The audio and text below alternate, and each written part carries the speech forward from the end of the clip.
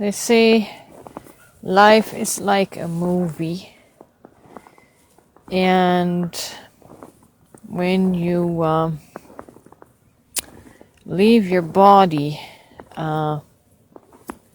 for a moment, and by leaving your body I mean through consciousness, when you become consciously aware that you are not your body, you are your consciousness. So when you leave your body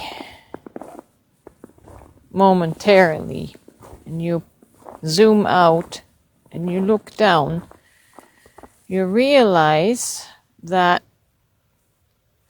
since life is like a movie, you can consciously zoom out and you realize that if there is a hardship in the movie, it composes only a short fragment, like it's a 5-second clip that passes by in the scope of eternity or no time, where there is no time, because we are eternal beings. And the only place where suffering takes place is in our ego-mind identity. Everything, all the pain is really experienced in this ego-mind identity. And when we can release ourselves from that, from the constructs, from the thinking, the worry and the planning and the scheming of in the past memories and in the future plotting, and just allow life to happen to us like a movie, and not judge it as, oh, it's the end of the world. It's never the end of the world. It's just a few frames, a few seconds of frames that pass by. And we just observe it. Have the out-of-body experience and just observe it. Let it pass by.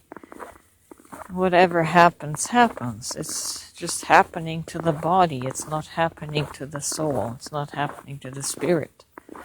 It's a temporary occurrence. So we can let go of the fear that arises from identifying with this body and with this ego-mind identity. We can let go of that and free ourselves from the pain. This is what Jesus did when he went to the cross.